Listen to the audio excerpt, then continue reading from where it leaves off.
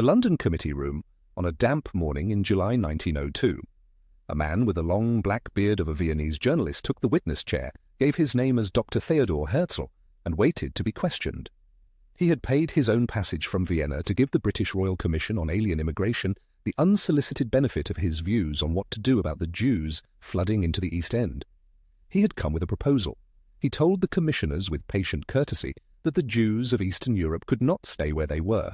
They would come west whether the British liked it or not. The British could pretend otherwise and pass laws to keep them out, but the laws would not work, and they would, by Herzl's prediction, generate anti-Semitism in Britain itself. There was a solution. Find the Jews a country of their own. Argentina would do. Palestine would be better. The commissioners thanked him. The shorthand transcript survives. 3 years later, the law he had warned against passed. Britain had not had peacetime immigration controls since 1826. Anyone who could reach a British port could walk off the boat. Then, on 13th March 1881, a People's Will bomb went off under Tsar Alexander II's carriage on the Catherine Canal in St. Petersburg, and the Russian Empire's relationship with what was then the largest Jewish population on earth lurched in the space of a season from indifferent oppression to active malice. Within weeks, the first pogroms began. They went on intermittently for 2 decades. The Imperial Centre officially condemned them. The local police did the killings logistics.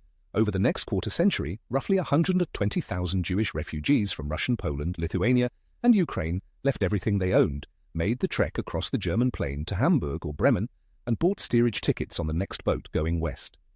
The 1901 British census found 95,425 of them living in the United Kingdom, almost all in 2 adjoining East London districts, Whitechapel and Stepney.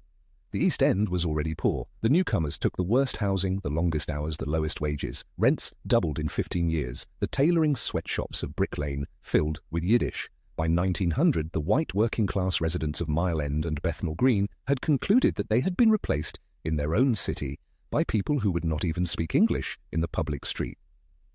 In May 1901, a retired captain named William Stanley Shaw stood up at a 1,000-strong meeting in the East End and founded the British Brothers League. The slogan was simple: England for the English. The proposal was a law to keep the foreigners out. Within a year, the League claimed 10,000 members, and a rally cry that recorded in the pages of the Times sounds now as it sounded then. Its parliamentary champion was a retired Indian Army major named William Evans Gordon, elected Conservative MP for Stepney in 1900 on an explicitly anti-immigrant ticket. He wrote a book about his constituency called The Alien Immigrant and assembled a committee of fellow East End Tories pledged to vote for restriction. The Liberal opposition blocked everything he tried. Then, in July 1902, Arthur Balfour became Prime Minister, and the political weather changed.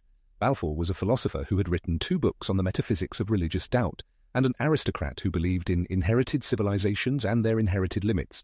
Within months, his government set up a Royal Commission on Alien Immigration to consider whether the door should be shut. The commission sat through the winter of 1902 and into the summer of 1903. It heard Herzl. It heard the Anglo-Jewish establishment, who urged caution and feared a backlash. It heard East End landlords, charity workers, ship's captains. By April 1903, it was drafting its recommendations. Then Kishinev happened. In the Bessarabian capital, between 19 and 21 April 1903, on the last day of Passover and the first of Russian Easter, a mob spent the better part of 3 days hunting Jews through the streets. They killed 49, raped many of the women they caught, and left around 1,500 Jewish homes wrecked. The local police did not intervene. The London papers ran photographs of the mortuary. The Commission's draft, presented in August, recommended restriction. Balfour's first bill in 1904 was destroyed in committee by a coalition of Liberals and Labour men obstructing in every parliamentary form, known to Erskine May. A young Oldham MP named Winston Churchill, that May, about to cross the floor to the Liberals, made it his cause and won. The government withdrew the bill. They came back in 1905 with a softer one. An immigration officer would meet every steerage passenger at the dock. The passenger could be refused as an undesirable alien if he was a pauper, was diseased or had a criminal record, and could appeal to an immigration board appointed by the Home Secretary.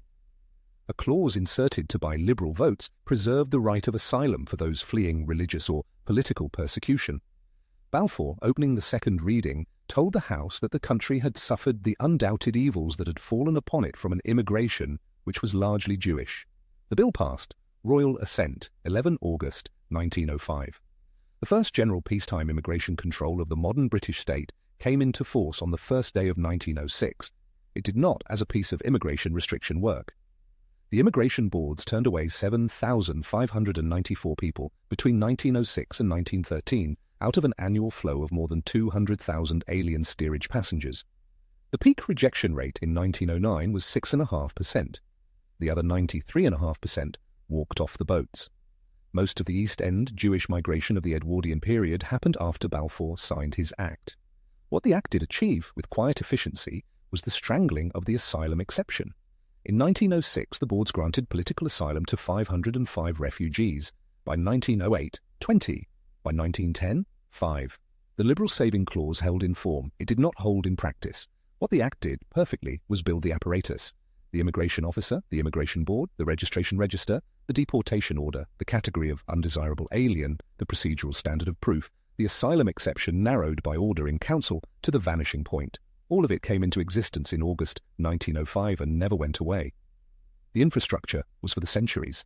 On 5 August 1914, the day after the United Kingdom declared war on Germany, Parliament passed the Aliens Restriction Act in a single sitting. It used Balfour's 1905 architecture to intern every German and Austro-Hungarian national living on British soil.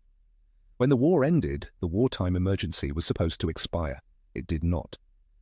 The Lloyd George Coalition passed the Aliens Restriction Amendment Act 1919, Royal Assent 23rd of December, which carried the wartime regime into peacetime, added a power to deport without right of appeal, and was renewed by Parliament every year for a generation.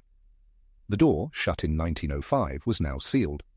In January 1933, Adolf Hitler became Chancellor of Germany, and the sealed door was the architecture available to the Jews of Berlin, Vienna and Prague who wanted out.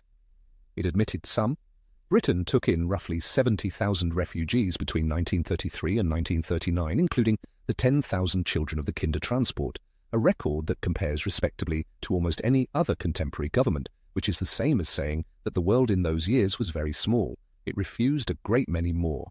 The aliens regime gave the Home Office an absolute discretion to refuse a visa to any applicant for any reason or for none. The office used the discretion. The legal instrument it used was the law Balfour had signed in 1905 to keep out their parents. Time rhymes, a new story every day. If you want tomorrow's, subscribe.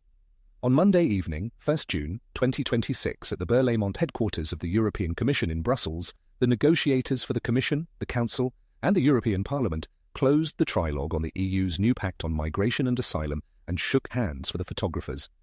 The Pact takes effect on Thursday, 12th June. It permits any member state to deport rejected asylum seekers to return hubs in third countries, extends maximum administrative detention, expands entry bans, authorizes seizure of migrants' personal property, and allows compulsory biometric collection, including from children.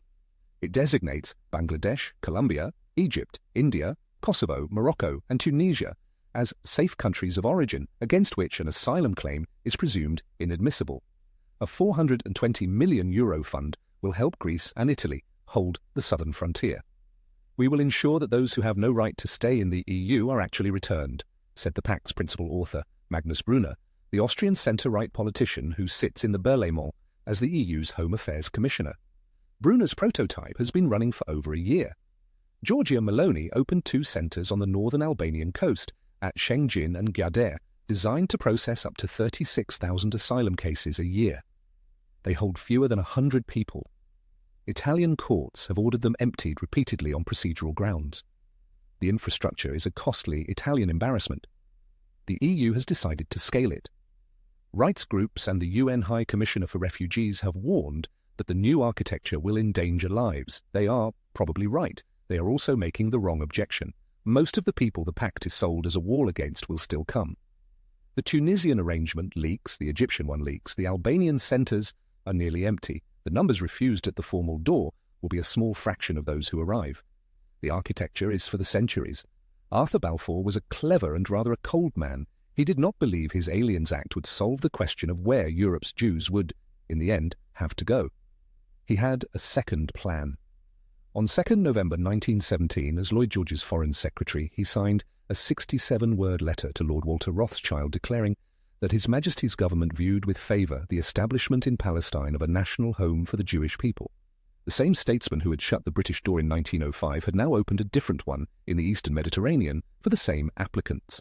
Balfour wrote in 1919 that the Zionist movement would mitigate the age-long miseries created for Western civilization by the presence in its midst of a body it could neither expel nor absorb.